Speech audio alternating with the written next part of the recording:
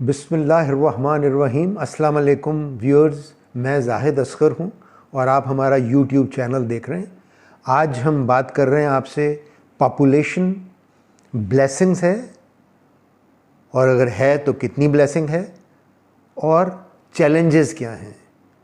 आज का पैगाम हर पाकिस्तानी के लिए है कि जो भी उसके ज़िम्मे काम लगा है वो काम वो अपनी ईमानदारी और दयानतदारी से अंजाम दे। तो हम 3 एस्पेक्ट पे आज बात करेंगे। पहला कि हम एज ए नेशन चाहते क्या हैं, दूसरा ज़मीनी हक़ाइक़ क्या हैं और तीसरा कि एक्शन प्लान क्या है, हम करना क्या चाहते हैं और करेंगे क्या।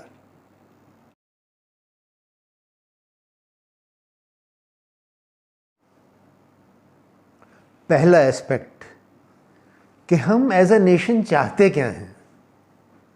हम चाहते हैं कि दुनिया हमारी इज़्ज़त करे कि हम एक ख़ुद मुख्तार कौम हैं और हम दयानतदार हैं, ख़ुद मुख्तार हैं और अपने फ़ैसले हम ख़ुद करते हैं। हमारी कौम तालीम याफ्ता है, पढ़ी लिखी है, हुनरमंद है और उनकी इंटीग्रिटी बहुत हाई है। जो काम दिया जाए वो काम बखूबी अंजाम देती है। कानून की हम पासदारी करते हैं यानी रूल ऑफ लॉ। हम माहौल दोस्त हैं, आलूदगी के कंट्रोल करेंगे और आलूदगी से फैलने वाली जितनी भी जो ऐसे इफ़ेक्ट्स हैं उनको हम कंट्रोल करेंगे। और हम ये चाहते हैं कि दुनिया में हम तरक्की याफ्ता ममालिक में हमारा शुमार होना शुरू हो जाए।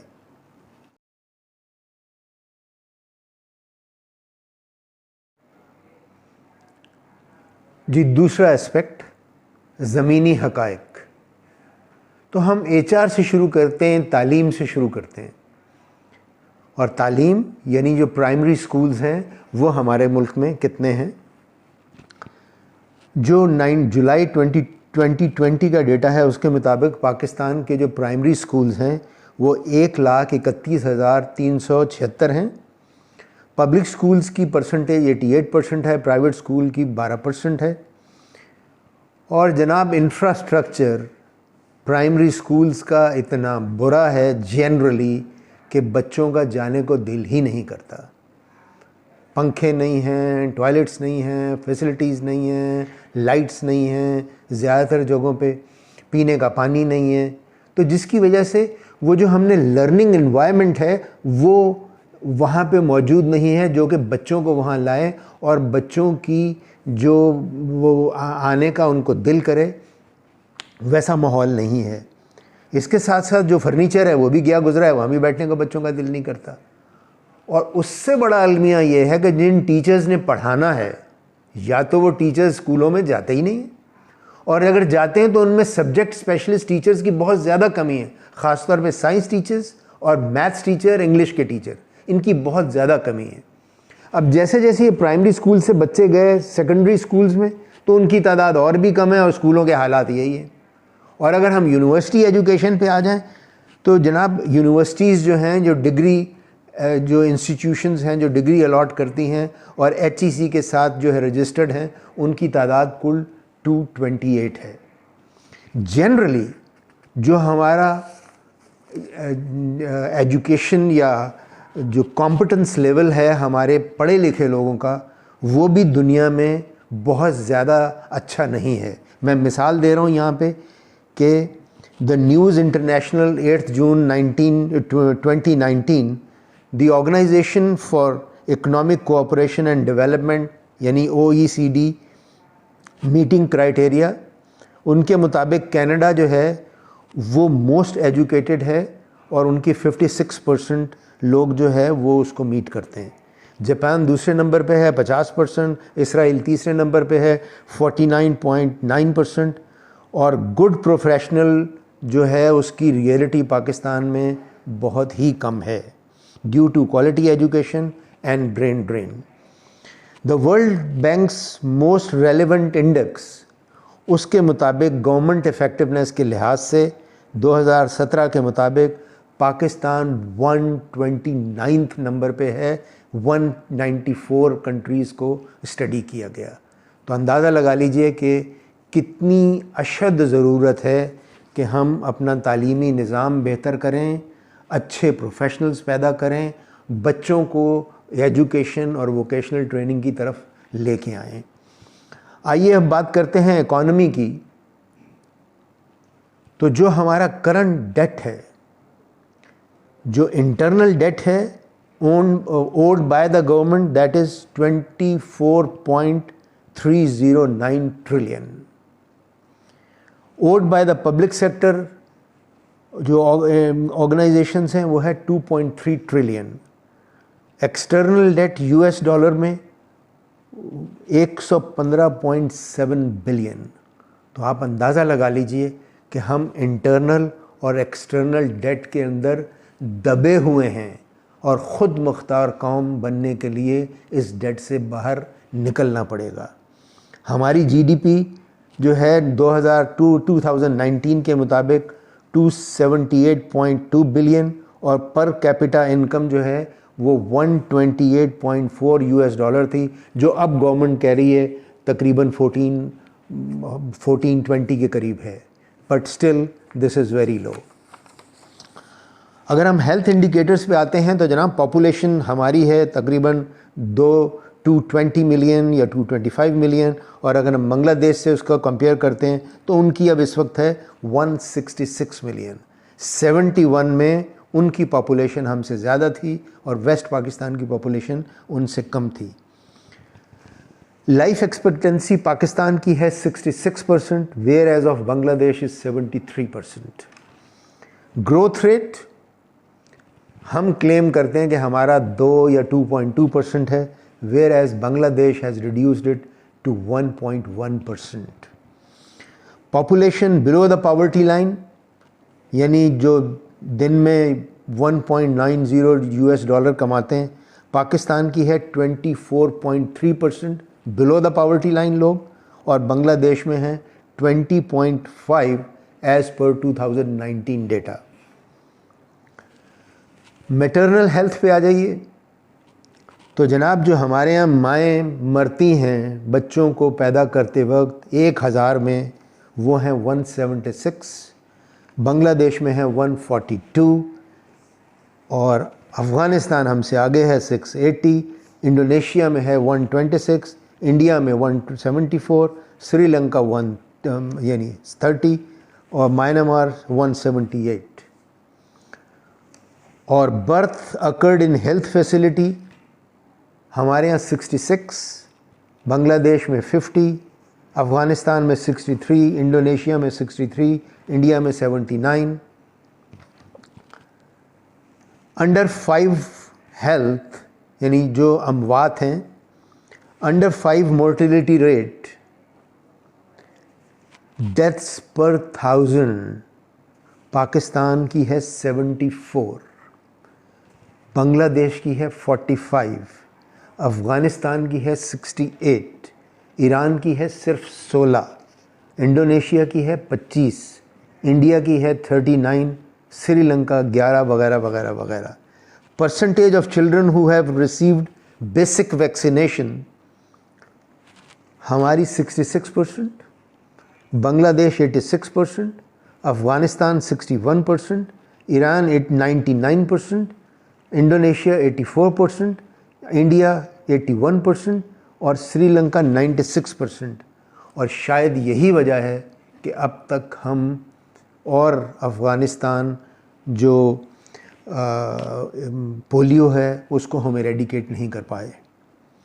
Mail nutrition in children, again बहुत अफसोस से ये कहना पड़ रहा है कि हमारे यहाँ जो स्टंटेड ग्रोथ की परसेंटेज है, स्टंटेड ग्रोथ का मतलब है एक बच्चा जो अपनी एज के लिहाज से अपनी हाइट तक नहीं पहुँच पाता, और वो हाइट के अलावा जो उसके बाकी यानी दिमाग की ग्रोथ है, अंडरस्टैंडिंग की ग्रोथ है, वो भी ग्रो नहीं हो पाती। दैट इज़ 55%, जबकि बांग्लादेश में 31%, अफ़गानिस्तान में 37%, ईरान में 7%, इंडोनेशिया में 36%, इंडिया में 38% और श्रीलंका में 17%। वेस्टेड परसेंटेज यानी वेस्टिंग, वो बच्चे जो अपने कद के लिहाज से प्रॉपरली वज़न नहीं बना पाते या वज़न उनका नहीं बढ़ता।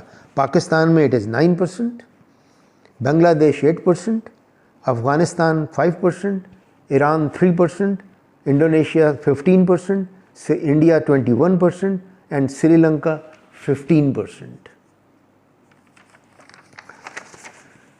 हम इन्वायरमेंटल इश्यूज़ पे अगर बात करें तो इन्वायरमेंटल इश्यूज़ में जनाब पाकिस्तान वो मुल्क है जो बहुत ज़्यादा हर्ट होगा because of climatic environmental change.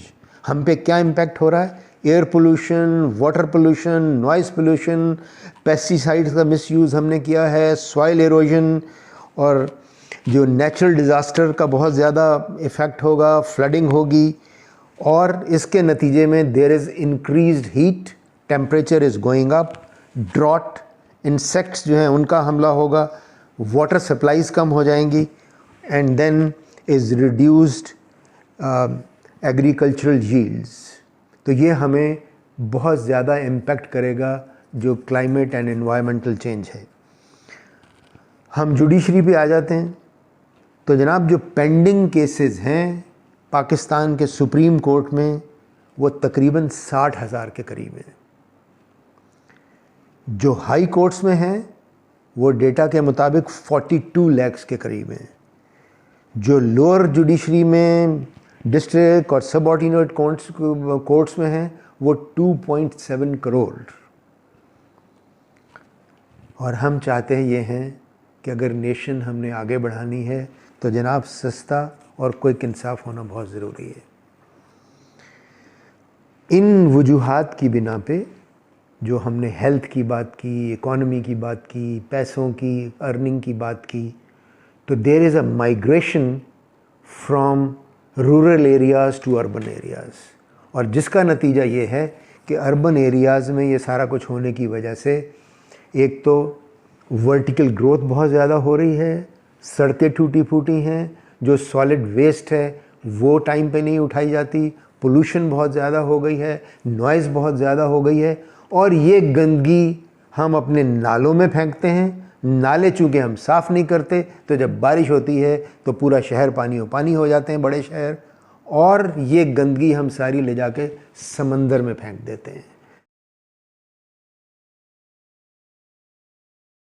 आइए अब हम तीसरे एक्सपेक्ट की बात करते हैं, यानी सॉल्यूशंस क्या हैं। ज़मीनी हक़ाइक़ की हमने बात कर ली और इसके सॉल्यूशंस क्या हैं, हमारा एक्शन पॉइंट क्या है, हर पाकिस्तानी ने करना क्या है।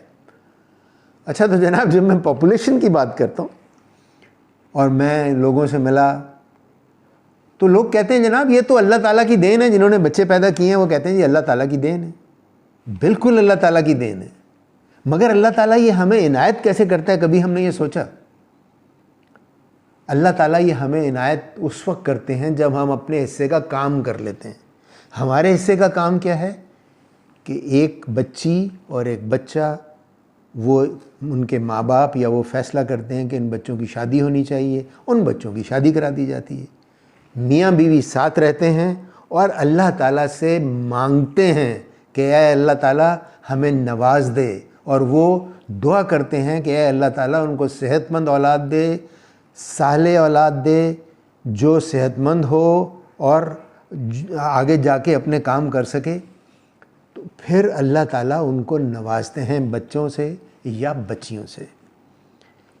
तो जनाब मैं आपसे कहना क्या चाहता हूँ, मैं आपसे कहना चाहता हूँ आप अल्लाह ताला से औलाद मांगते हैं, ज़रूर मांगिए, मगर उसके साथ साथ जो अब मैं सॉल्यूशंस आपसे बात करना चाहता हूँ, आप ये भी इंश्योर कर लीजिए कि आपने ये भी अल्लाह ताला से मांगने, और ये जो आपके हुक्मरान हैं, जो आप ख़ुद हैं और बाकी लोग हैं, आपने उनको भी ये कहना है कि जनाब उनसे भी मांगना है कि इन बच्चों की, इस कौम की भलाई के लिए ये चीज़ें होना ज़रूरी हैं।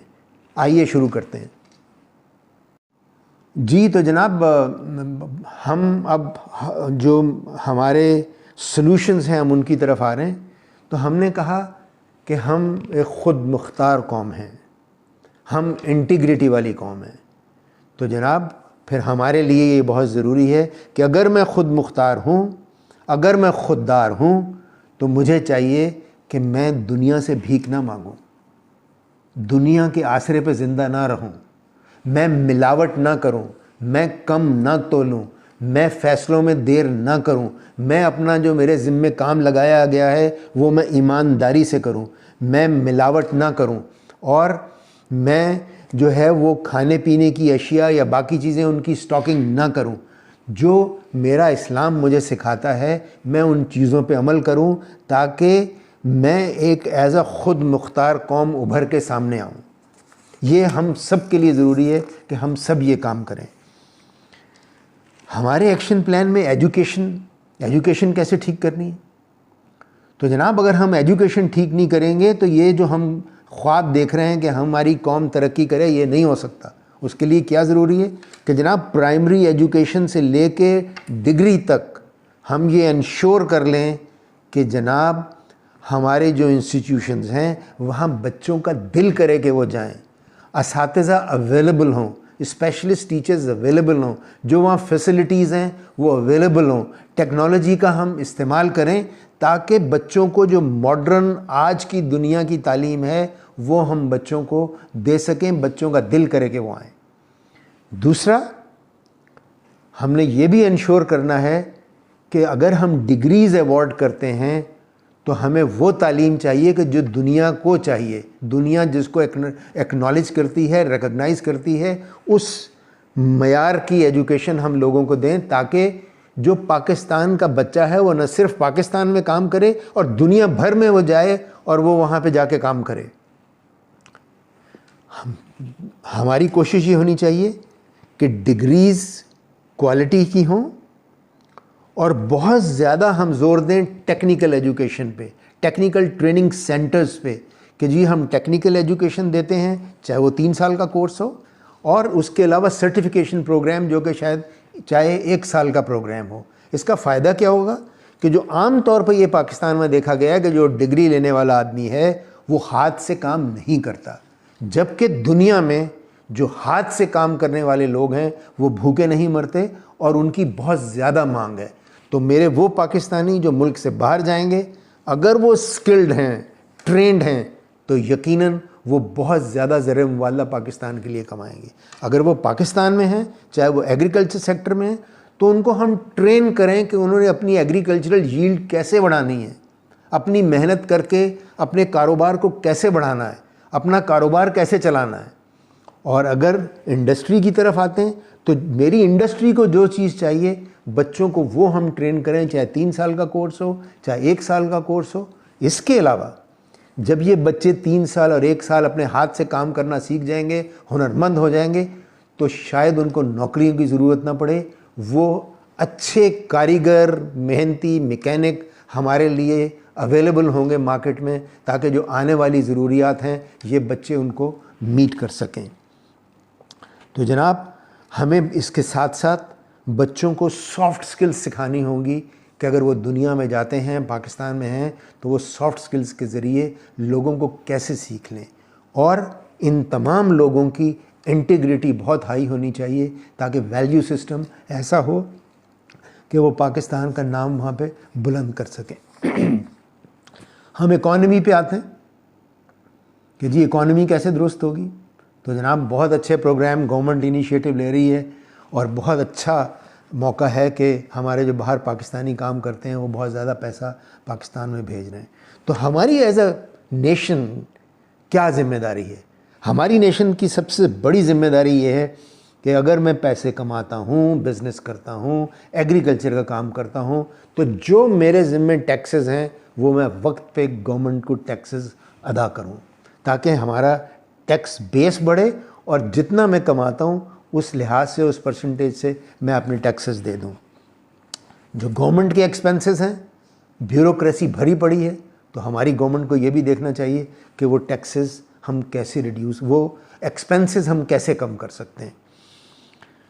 हमें चाहिए कि जो दुनिया से हमने लोन्स लिए हुए हैं वो हम दुनिया को वापस करें, जो हमारे इंटरनल डेट है उसको वापस करें, ताकि हम डेट पे काम ना करें और हम कमाएं और अपनी कमाई के लिहाज से जो अपना कारोबार है उसको रन कर सकें। ये भी ज़रूरी है पाकिस्तान की गवर्नमेंट के लिए कि जो कॉस्ट ऑफ डूइंग बिजनेस है उसको हम नीचे ले आएं। अनफॉर्चुनेटली हमारा मुकाबला टेक्सटाइल में बांग्लादेश से है, चाइना से है, इसी तरह बाकी दूसरे मुल्कों से है। तो जहाँ कॉस्ट ऑफ डूइंग बिजनेस कम है एज़ कम्पेयर टू पाकिस्तान, तो इसके साथ साथ हमें ये भी इंश्योर करना पड़ेगा कि जो हमारी फैसिलिटीज़ हैं, फॉर एग्ज़ाम्पल इलेक्ट्रिसिटी है, वाटर है, गैस है, जो कि ज़रूरी हैं बहुत एक इंडस्ट्री को चलाने के लिए, वो उनकी जो अवेलेबिलिटी है वो round the clock, round the year available हो हमारे बिजनेसेस को, ताकि वो किसी भी वक्त उनकी मशीनें ना रुकें। और जो चीज़ एग्रीकल्चर को चाहिए, एग्रीकल्चर को भी वो चीज़ मिलती रहे। इसके साथ साथ एक बहुत बड़ा अलमिया ये है करप्शन का।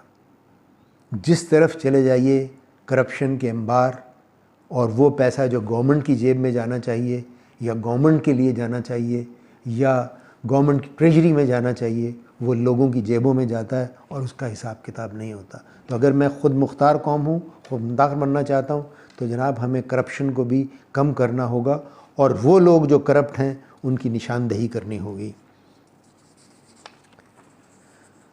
पाकिस्तान में एक और बड़ी मज़ेदार चीज़ है कि ज़्यादातर घरानों में एक आदमी कमाता है और बाकी लोग खाते हैं। तो क्या ही अच्छा हो कि वो जो आज के बच्चे आप हुनरमंद बनाएं, तो हर घर में से कई फैमिली मेम्बर्स कमाएं और जो फैमिली की अर्निंग है उसको बेहतर कर लें। हेल्थ और न्यूट्रिशन में बहुत ज़रूरी है कि हमारा जो हेल्थ सेक्टर है उस पर हम काम करें। जो हमारा मोर्टेलिटी रेट है माँओं का, बच्चों का, maternal as well as of infants, उसको हम करें। इसका मतलब ये है कि जो हमारे BHUs हैं, बेसिक हेल्थ यूनिट्स हैं, हम उनको ठीक करें। जो वहाँ पे हमारा स्टाफ है उनको हम एजुकेट करें और उनको जो सहूलियात चाहिए उनको वो हम सहूलियात दें, और जो मॉडर्न टेक्नोलॉजी है उसका इस्तेमाल करें ताकि जो अमवात हैं माँओं की, बच्चों की, उसको हम कम कर सकें। इसी तरह जो हमारा स्टंटिंग का इशू है, वेस्टिंग का इशू है, वो भी इफ़ेक्टिव न्यूट्रिशन के थ्रू हम यूज़ कर सकते हैं और उनको पहुंचा सकते हैं। बहुत अच्छा एक मीडियम गवर्नमेंट ने शुरू किया है जो कि है यूटिलिटी स्टोर्स का। तो हमारी गवर्नमेंट को सजेशन ये है कि जो यूटिलिटी स्टोर्स के थ्रू आप चीज़ें देते हैं तो अनफॉर्चुनेटली वो कुछ करप्शन का ज़रिया बनती हैं। तो क्या ही अच्छा हो कि आप एक राशन कार्ड हर फैमिली का बना दें, आपके पास पूरा डेटा मौजूद है, ताकि उसको यूज़ करते हुए उन फैमिलीज़ को राशन मिले जिन तक गवर्नमेंट राशन पहुंचाना चाहती है कम रेट्स पे, और वो अपने बच्चों को फीड कर सकें विद एडिक्वेट न्यूट्रिशन, ताकि स्टंटिंग भी कम हो और जो वेस्टिंग है उसको भी हम कम कर सकें। इसके साथ साथ हेल्थ कार्ड गवर्नमेंट ने शुरू किया है, which is very good initiative. वो भी इनिशिएटिव जारी रहना चाहिए और पूरे पाकिस्तान में हेल्थ कार्ड जो है वो दस्तयाब होना चाहिए हर फैमिली को। रूल ऑफ लॉ सबके दिल के करीब है। बहुत रोना आता है लोगों को जब वो ये देखते हैं कि गरीब के लिए कुछ कानून है, उमरा के लिए कानून दूसरा है, और वो बच के निकल जाते हैं। तो पहली चीज़ तो ये है कि रूल ऑफ लॉ हम सब के लिए बराबर होना चाहिए, इंसाफ जल्दी मिलना चाहिए, सस्ता मिलना चाहिए, और उस पर बहुत ज़्यादा टाइम नहीं लगना चाहिए।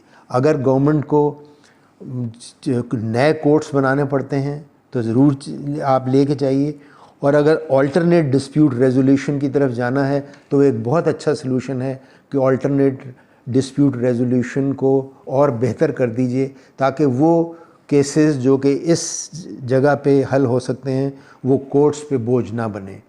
और गवर्नमेंट से हम ये भी उम्मीद करते हैं कि वो judicial as well as police reforms भी इंट्रोड्यूस करेंगे ताकि हम इन चीज़ों को एड्रेस कर सकें।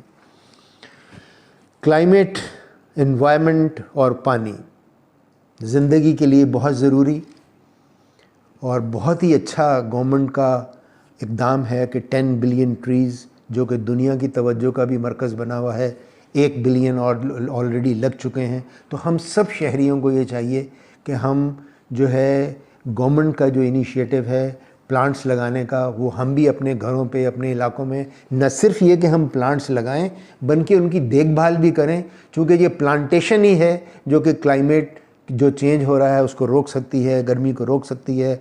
फिर वो बारिशों को इनवाइट करती है कि हम बारिशें भी आएँ, जो पानी हम चाहते हैं कि वो पानी का हल भी हो। इसके साथ ये भी ज़रूरी है कि जो गवर्नमेंट ने बड़े इनिशिएटिव लिए हैं डैम्स के, कि 3 बड़े डैम और बाकी 6-7 छोटे डैम्स, अगर वो भी टाइमली कंप्लीट हो जाएं तो ये अच्छा होगा कि हमारी जो पानी की ज़रूरियात हैं वो भी हमें मिलती रहें।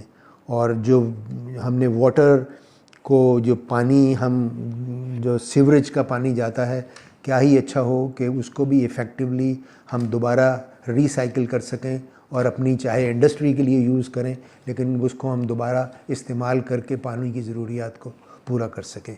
तो जनाब ये हमारी कुछ गुजारिशात हैं सबके लिए, और हम सबको चाहिए कि हम अपना हिस्सा इसमें डालें। बहुत शुक्रिया आपका।